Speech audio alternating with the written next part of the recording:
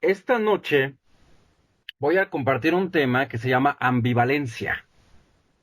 Y a lo mejor ustedes tienen una idea de lo que es la ambivalencia, a lo mejor alguien ya tiene claro esa parte, pero es un tema que me costó trabajo ahorita desenvolver, porque yo no vengo a compartir sin haber estudiado el tema. Y al empezar a estudiar el tema me di cuenta de muchas cosas.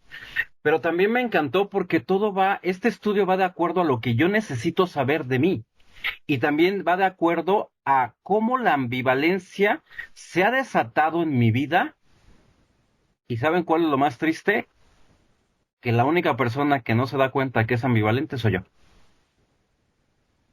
Y entonces, oye Roberto, y entonces la literatura habla de ambivalencia. Claro que habla de ambivalencia. Te invito a que me acompañes a la cuarta parte del libro de la supervivencia a la recuperación. Te vas a encontrar un tema que se llama Cicatrizando las heridas de la infancia. Si alguien me quiere acompañar, voy a leer un párrafo y dice, la ambivalencia describe bien los sentimientos que experimentamos al crecer en familias afectadas por el alcoholismo. Hasta ahí me voy a quedar. Entonces, ¿qué es la ambivalencia? Bueno, déjame compartirte dos definiciones que tengo a la mano. La ambivalencia es el estado de ánimo transitorio permanente en el que coexisten dos emociones o sentimientos opuestos al mismo tiempo. Es decir, yo puedo sentir por una persona amor y odio al mismo tiempo. No sé si alguien de ustedes de pura casualidad han sentido el amor y el odio al mismo tiempo. No sé si alguien de aquí ha sentido la tristeza y la alegría al mismo tiempo. Es que viene diciembre, ¡ay, qué alegría! Pero a la vez, qué tristeza. Porque te acuerdas de las pérdidas que, por ejemplo, para mí, diciembre representa un mes difícil. La ausencia de mi mamá para mí no ha sido fácil. Entonces, recordar a mamá, pues me trae tristeza, pero de repente ver el recorrido de este año y los logros y estar con la familia trae alegría. No sé si me explico. Estamos hablando de dos polos diferentes, pero también de un extremo al otro. Déjame darte otra definición de ambivalencia. La ambivalencia es la experiencia de tener pensamientos o emociones de ambas valencias, positiva y negativa, hacia algo o hacia alguien, que finalmente rayan la misma definición. Entonces, ¿qué es una ambivalencia emocional? Ok, una ambivalencia emocional es la composición de sentimientos, opiniones e ideas contrarias. Y estas ideas contrarias, sentimientos o emociones contrarios, crean un estado emocional complejo. No sé si más o menos vaya quedando la idea. No sé si más o menos vayamos aterrizando el punto. Dice la primera frase, los primeros dos párrafos del capítulo, la ambivalencia describe bien los sentimientos que experimentamos al crecer en familias afectadas por el alcoholismo. Correcto, correcto. ¿Por qué? Porque yo crezco en un hogar afectado desde la infancia, con un padre alcohólico, con una abuela alcohólica, con familiares alcohólicos, y yo empiezo a irme de un extremo al otro y hay veces sin darme cuenta. Y puedo pasar de la alegría a la tristeza en un instante. No sé si a alguien le haya pasado. Que de repente te encuentras muy entusiasmado y en el mismo día estás muy triste o inclusive en depresión. Y dices, no puede ser que en la mañana estabas radiante y alegre, estás en tu junta, no sé si les ha pasado, estás en tu junta y estás alegre y contento y abrazas a todos y motivas a todos y llegas a tu casa y eres todo lo contrario que estabas en tu grupo. Eres con los que de tu casa estás triste, enojado, depresivo, eh, eh, eh, triste y dices, no puede ser que hace 3 horas tú estabas con un entusiasmo al 100% y 3 horas después estás con una depresión terrible. Pues ese era yo. Por eso yo me presento a veces con que yo sufrí graves desórdenes mentales y emocionales, que ni yo mismo comprendo, pero es parte de la enfermedad. La ambivalencia describe, dice aquí, los sentimientos que experimenté al crecer en una familia alcohólica. Me sentía ambivalente hacia los alcohólicos, hacia mis padres no alcohólicos, en este caso es mi madre, y hacia la vida misma, cambiando de un extremo a otro de manera instantánea, sin que yo ni siquiera me daba cuenta de ello. En nuestra joven vida, el amor, el temor, se combinaban tan íntimamente como el whisky. A veces el temor era agudo y potente como un whisky puro, y otras veces el amor era tan burbujeante como una soda. Pero a menudo las dos emociones se entrelazaban de un modo confuso. Ahí es donde también me quiero detener, porque quiero analizar esta parte. Cómo a veces eh, pude sentir un amor como una espuma burbujeante, y cómo a veces yo sentía el amor como algo muy suave y muy tenue. Mi mamá me decía te quiero, pero yo no sentía que me quería. Y hay veces también mi mamá me decía te quiero y me abrazaba y me besaba, y yo sentía esa, esa emoción de ese cariño hacia ella. ¿Por qué? Porque mi mamá también era ambivalente, o sea, se iba de un extremo a otro. Yo podía ver a mi mamá deprimida en un instante, y también la podía ver muy entusiasta 3 horas después, y no podía creer. Bueno, si alguien ha leído la literatura de AA, no me dejará mentir. Inclusive ni siquiera en la literatura, la película de Lois que se llama Cuando el amor no es suficiente, no sé si alguien ha visto esa película maravillosa que se llama Cuando el amor no es suficiente, hay una escena en donde Bill W. se para frente a la ventana en Nueva York en una depresión total, que Lois se le queda viendo y decir, Bill, ¿qué te pasa? Y él voltea a verle y decía, no sé, mujer, no puede ser, Bill, que seas el fundador de Alcohólicos Anónimos y que en la mañana estés hablando a los cuatro vientos de AA, invitando a mucha gente a que asista a los grupos de Alcohólicos Anónimos, y en la noche estés aquí deprimido, en un cambio emocional completamente contrario. Y decía Bill, ni yo mismo lo entiendo. A Bill le pasaba. ¿Y qué se llama eso? Eso se llama ambivalencia. No sé si me estoy dando a entender. Dice aquí este capítulo que cicatricemos las heridas de la infancia. Y entonces yo me puse a escribir, y, y fue algo que me gustó mucho hacer. Me puse a escribir las heridas de la infancia. Si vamos a hablar de heridas, quiero ubicar en qué momento de esas heridas me han llevado a a la ambivalencia. Fíjense, voy a empezar con la primera herida. Esto es en base a mi propia experiencia, compañeros. Esto no quiere decir que le suceda a todos, pero sí quiere decir que he descubierto una información muy importante en mi vida para poder trabajar. Por ejemplo, mi enfermedad emocional es ser piedra. No hablo, no confío, no siento, todo me lo guardo. Las emociones me las como. Yo soy piedra, esa es mi enfermedad. Llego al programa y me enseñan a hacer todo lo contrario de una piedra. Me enseñan a hablar, me enseñan a sentir, me enseñan a confiar, me enseñan a abrazar. Me enseñan que sí, es importante lo que siento y que se vale hablar de mí para empezarme a conocer. Entonces, fíjense, vengo de un hogar, llego a un programa en donde me enseña a hablar y en donde aprendo a confiar y aprendo a sentir. Salgo de la junta y me convierto en una persona callada y aislada completamente. ¿Sí se dan cuenta? Polos opuestos. ¿Cómo es posible que seas una persona tan sociable y hables en público y te desenvuelvas en tu servicio, pero cuando llegues a casa no quieres hablar con nadie? No quieres platicar con nadie, no quieres que nadie te dirija la palabra. No sé si han visto gente que dice, ¿qué tienes? Nada. ¿Pero qué te pasa? Déjame. Así soy yo. No sé si han conocido gente así. Ah, pues eso soy yo, completamente opuesto. ¿De dónde viene esa ambivalencia? Y yo lo catalogo, es la herida de la humillación. Una persona que fue humillada en la infancia, eh, una persona que fue humillada, puede ser una persona callada, pero después se convierte en una persona, fíjate, de la callada pasa a ser una persona sarcástica y burlona. Y eso viene de una herida que se llama la humillación. Voy con otra herida, la herida del abandono.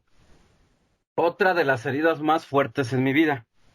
Yo fui un hijo abandonado, sí, que ha traído arrastrando el abandono hasta su etapa adulta, sí. Actualmente hoy trabajo con un terapeuta el tema del abandono, sí. Y a mí me asusta porque descubro que desde la infancia fui abandonado y hoy en mi etapa adulta me da miedo que me abandonen. Pero sucede algo todavía contraproducente. Me da miedo que me abandonen y me da miedo abandonar.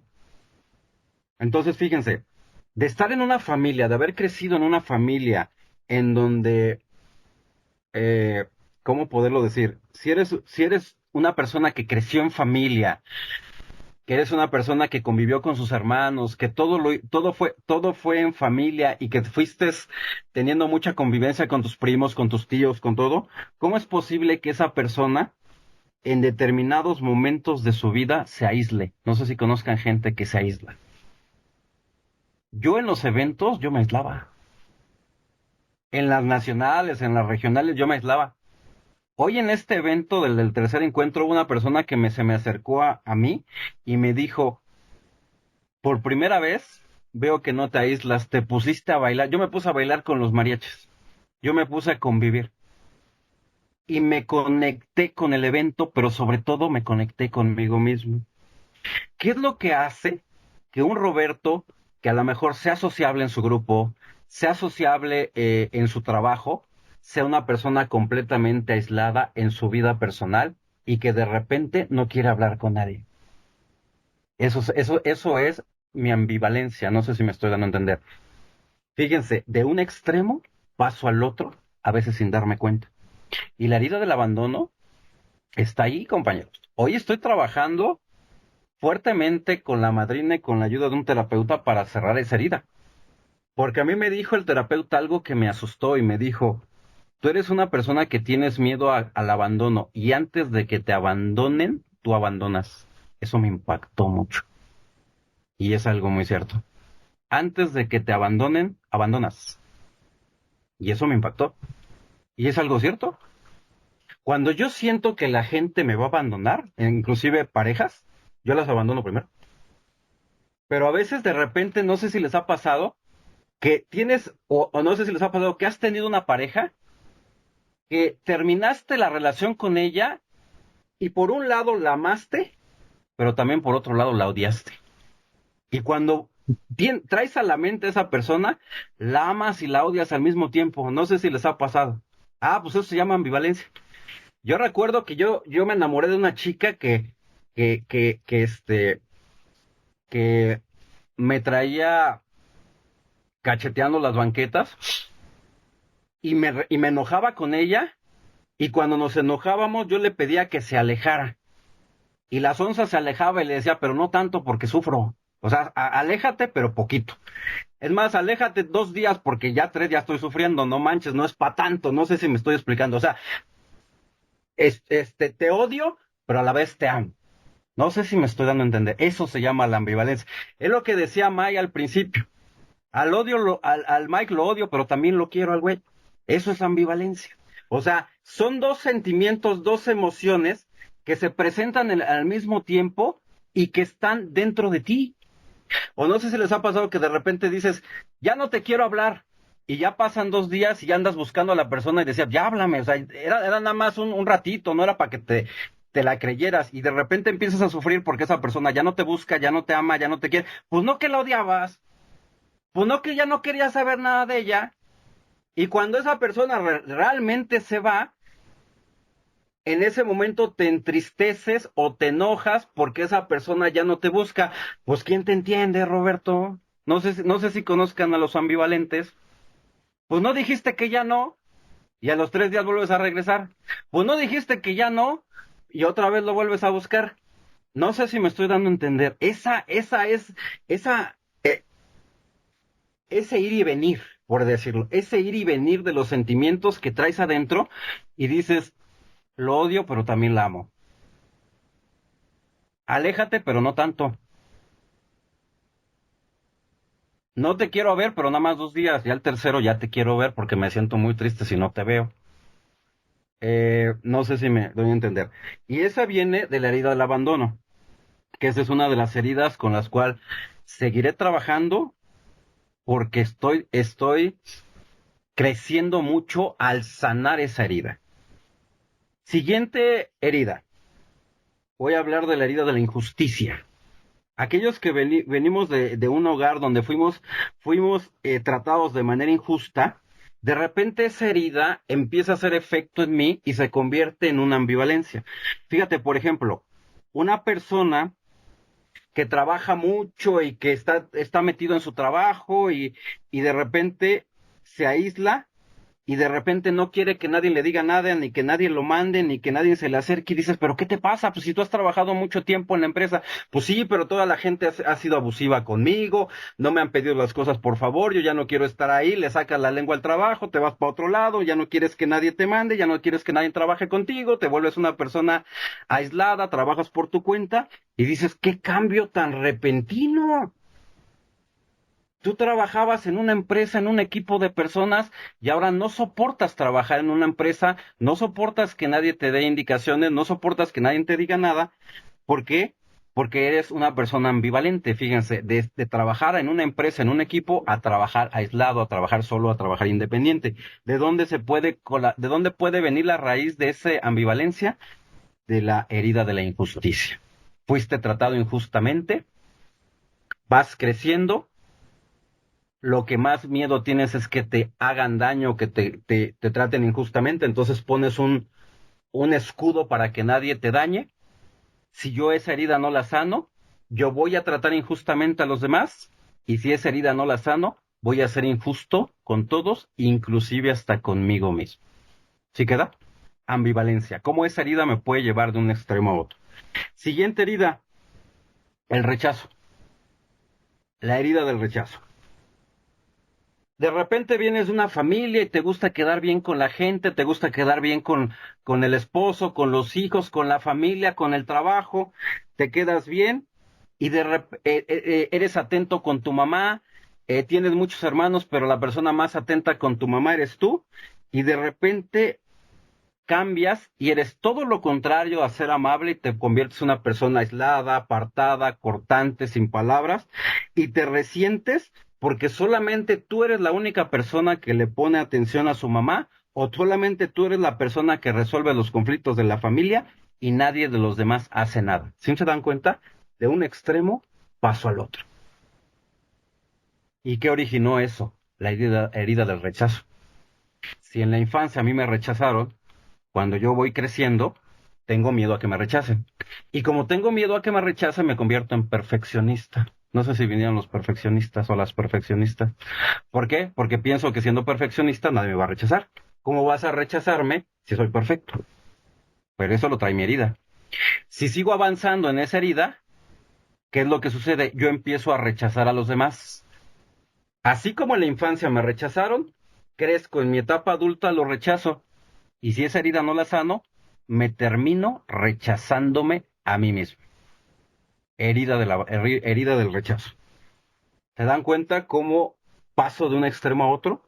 De quedar bien con la familia y de quedar bien y ser servicial con todos, paso a ser una persona que se resiente porque soy el único atento con todos y nadie lo hace, lo dejo de hacer y paso al siguiente extremo de ser servicial a no ser servicial, de ser cortés a ser cortante.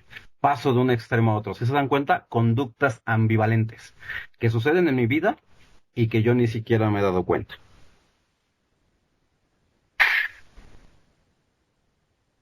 Siguiente herida. la herida de la traición.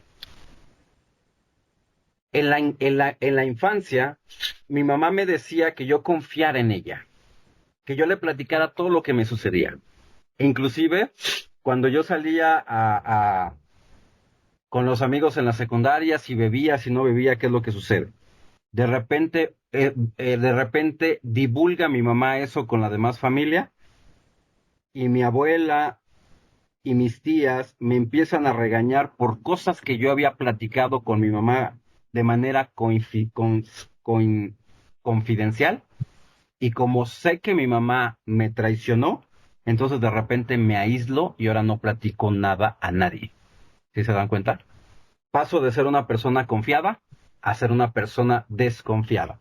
Y no solamente en mi familia, sino empiezo a desconfiar de toda la gente. Empiezo a desconfiar inclusive a la gente de Alanón. ¿Por qué tendría yo que platicar mis cosas? ¿Qué va a pasar cuando yo me vaya a la reunión? ¿Qué tal si lo vuelven a platicar? Pero no porque el programa no tenga los principios espirituales suficientes, sino porque yo vengo dañado con una herida de traición que no me permite engancharme al programa. Y entonces tengo conductas ambivalentes. Tengo conductas ambivalentes y me cuesta mucho trabajo volver a confiar. Y entonces me doy cuenta que las heridas de la infancia que yo, con las que yo crecí, desatan mi ambivalencia en diferentes conductas y en diferentes etapas de mi vida. Ahora, ¿qué me ofrece el programa? Bueno, antes de decir qué me ofrece el programa, quisiera preguntar, ¿vinieron los ambivalentes de pura casualidad? ¿Algún ambivalente en la sala que haya llegado de pura casualidad que se haya filtrado, mezclado, chismoseado, metido sin permiso? Ah, mira, alguien por acá sí llegó sin permiso. ¿Sí se entiende lo que es la ambivalencia? ¿Se entiende ese extremo que cambias de un lugar de una emoción a otro, o de que dos emociones juntas puedes tener al mismo tiempo y puedes sentir dos cosas a la vez por la misma persona, o cómo las conductas mías personales me voy de un extremo a otro? ¿Qué me ofrece el programa?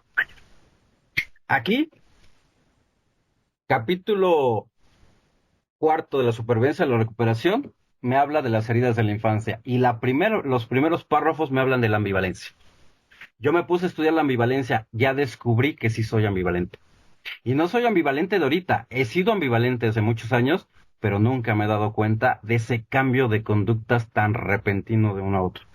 Llego al programa y hoy lo descubro. Hoy sé que soy un ser ambivalente. ¿Qué me ofrece el programa? Y quiero aquí hablar de muchas cosas que ofrece el programa. Número uno, el segundo paso. ¿Por qué el segundo paso? Porque el segundo paso habla precisamente de que un poder superior me va a devolver el sano juicio. Si yo soy una persona ambivalente, es porque mi manera de pensar está distorsionada y paso de un extremo a otro de manera instantánea. Yo lo he dicho en varias ocasiones, lo único que me faltó es beber, pero prácticamente tengo las mismas características de un alcohólico. Antes no lo sabía, hoy ya lo sé. Y hoy sé que puedo cambiar de un extremo a otro y puedo tener una personalidad diferente de un momento a otro. Porque esa es la forma en cómo me lleva mi ambivalencia de un momento a otro. El segundo paso me ofrece confiar. El segundo paso me ofrece, perdón, creer que un poder superior a mí me va a devolver el sano juicio. Me va a devolver el sano juicio en la medida que practique el programa. El segundo paso es el paso de la cordura. Es el paso de la fe. Es el paso de, de, de creer que la cordura va a regresar a mí en la medida en que practico el programa y en la medida que pongo en práctica los principios del programa en mi vida. Entonces, fíjense, ahí va. Ay. Otra de los puntos que a mí me ayuda, o sea, cómo salir de la ambivalencia, número uno, mi base es el segundo paso. En el segundo paso lo que voy a solicitar es cordura. En el segundo paso voy a creer que un poder superior a mí me va a devolver ese sano juicio, me va a devolver esa cordura que necesito para tener bienestar y tranquilidad mental y emocional. Pero también me va a ayudar mucho la página, lo voy a decir con página, me va a ayudar mucho ubicar cuál es mi responsabilidad y cuáles no es mi responsabilidad. Para esto, si están ahí, si tienen a la mano el libro Valor para Cambiar, les invito a que lo abran en la página número 85 del libro Valor para Cambiar. ¿Qué dice la página 85? En la página 85 te vas a encontrar el tema de responsabilidad y dice así: llegué al Anón confundido de lo que no era y no era mi responsabilidad.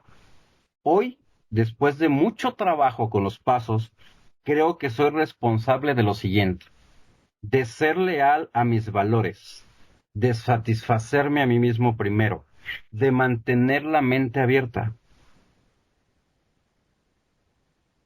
de desprenderme emocionalmente con amor, de liberarme de la ira y el resentimiento, de expresar mis ideas y mis sentimientos, de asistir a las reuniones de Al-Anon y de mantener un contacto con los amigos de la hermandad, de ser realista en mis expectativas, de tomar decisiones sanas y de estar agradecido por todas las cosas buenas, como decía ahorita May.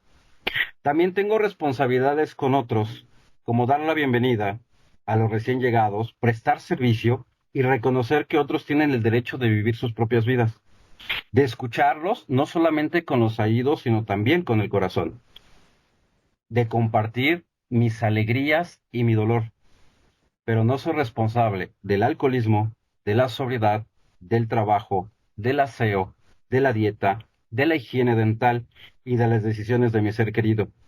Es mi responsabilidad tratar a esta persona con cortesía y dulzura y amor, y de esta manera ambos podremos crecer. Si yo tengo claro lo que es mi responsabilidad, entonces voy a ocupar los principios para atenderme a mí.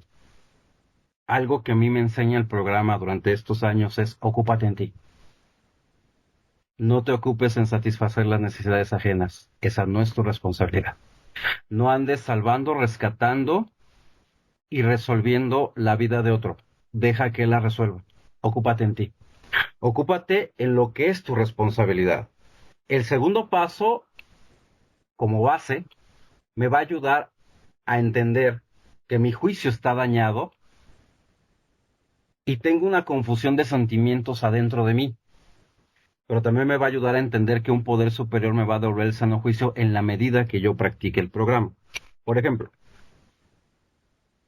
si soy una persona que se aísla, o que soy una persona que le encanta estar en familia, pero cuando sale a la calle o sale a los eventos se aísla, ¿qué instrumento del programa también me puede servir? Ah, pues ahí puede entrar el cuarto concepto. El cuarto concepto dice que la participación es la llave de la armonía. ¿Qué es lo que me puede ayudar? Integrarme a los demás. Y vieran que cuando voy dispuesto a integrarme a otros, lo puedo lograr. Algo que yo quiero poner en la mesa muy claro es la palabra disposición. Para salir de la ambivalencia hay que tener algo que se llama disposición. Lo primero que empiezo a entender es que tengo que ubicar mis ambivalencias en mí. Por ejemplo, ¿por qué me aíslo? ¿Para qué me aíslo? ¿Qué es lo que sucede en mí? Si soy una persona sociable, ¿por qué me aíslo cuando estoy con un grupo de personas o por qué no quiero participar en un evento? Y tengo que empezar en ese momento a colocar principios, que es, por ejemplo, el cuarto concepto: integración. La participación es la llave de la armonía. Estar en el evento no solamente quiere decir estar físicamente, sino quiere decir escuchar atentamente. Yo me, yo me enriquecí escuchando todas las juntas.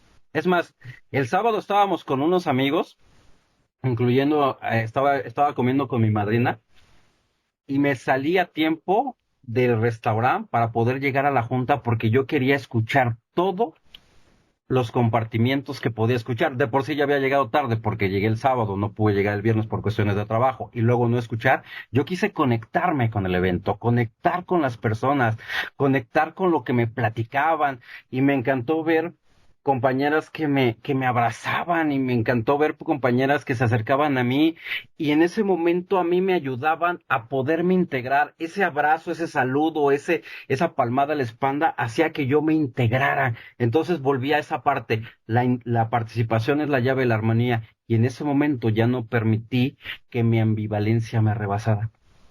porque conecté conmigo, porque conecté con el evento. Y eso fue algo que me encantó, el poderlo experimentar y poderlo ver.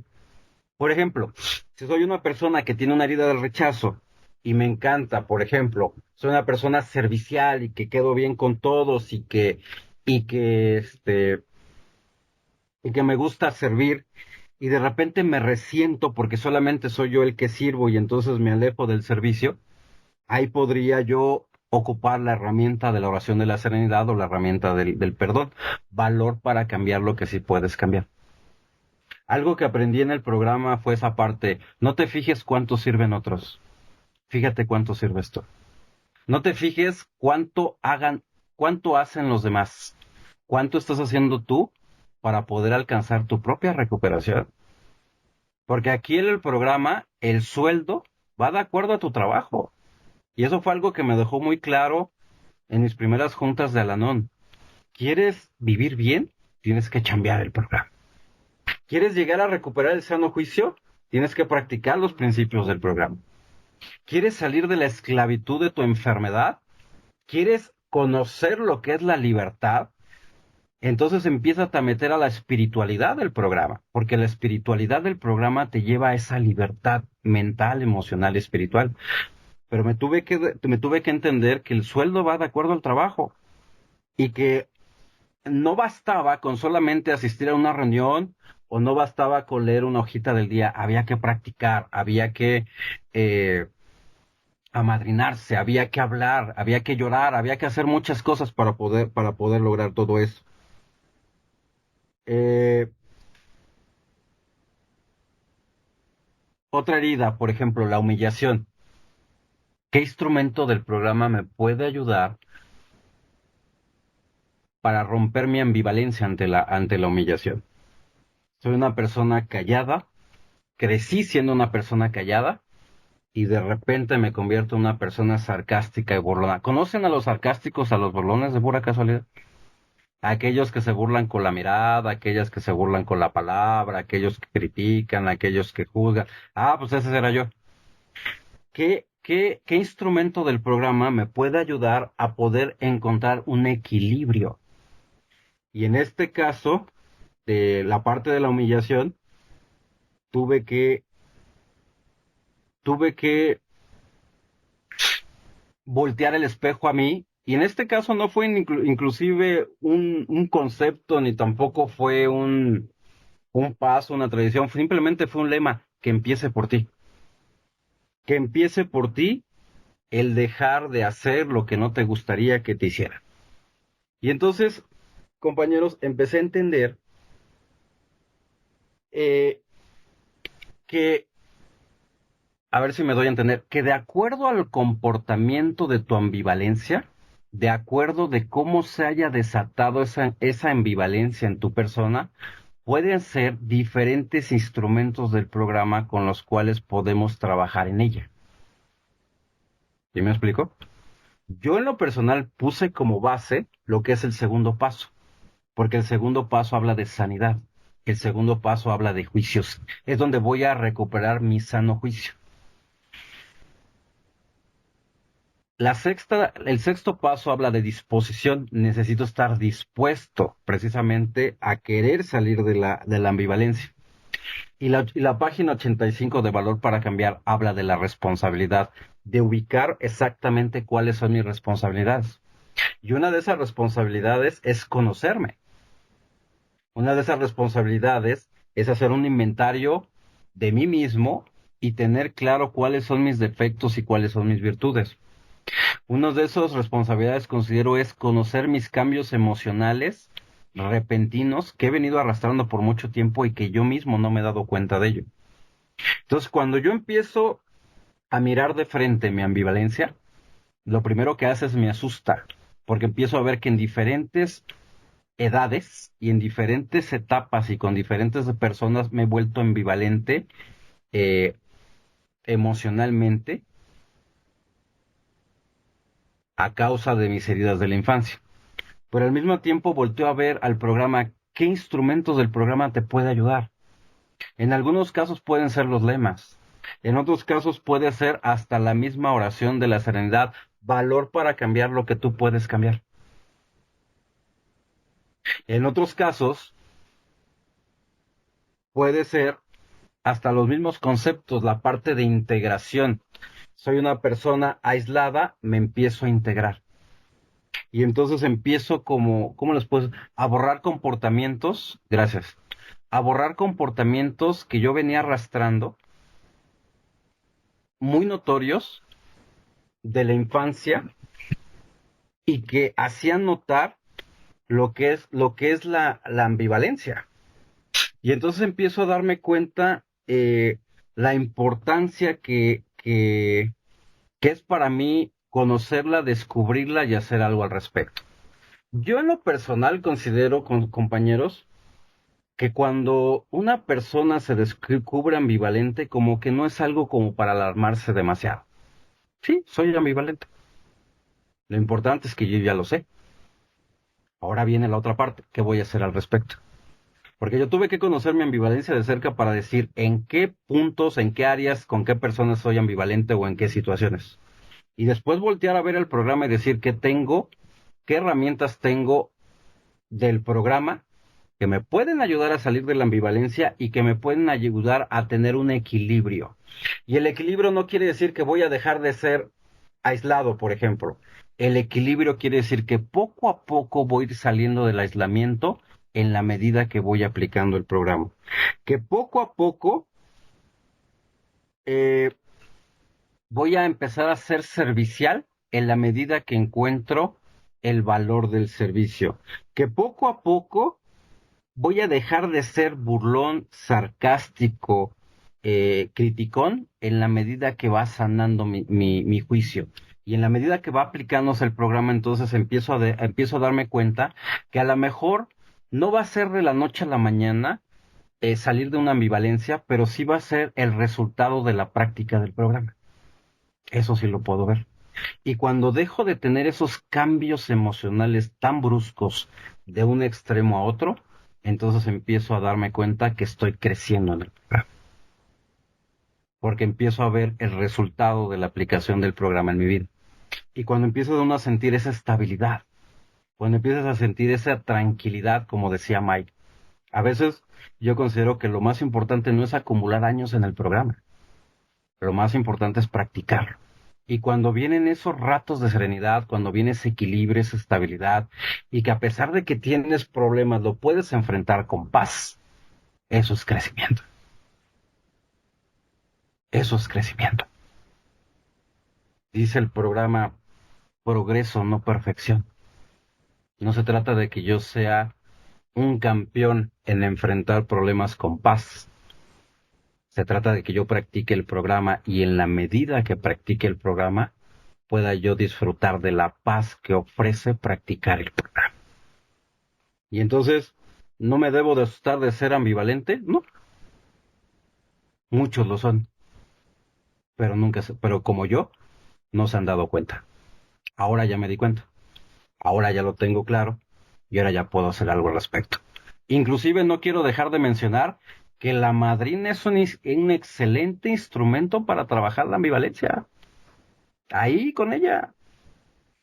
No sé ustedes, pero mi madrina nota mis cambios emocionales y en el momento oportuno me los hace saber y me dijo, mira, estabas muy entusiasta haciendo esto y hoy estás muy deprimido haciendo el otro.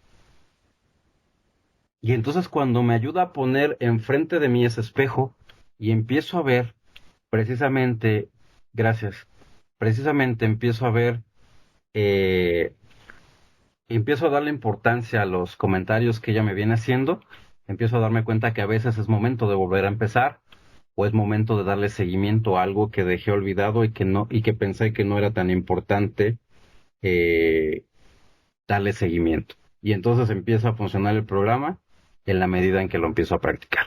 Yo les agradezco mucho que me hayan permitido compartir esta noche. Yo espero que a alguien le haya servido esta reunión como me ha servido a mí. Muchísimas gracias, queridas compañeras, que tengan un maravilloso fin de semana. Les mando un abrazo donde quiera que se encuentren y que Dios les bendiga.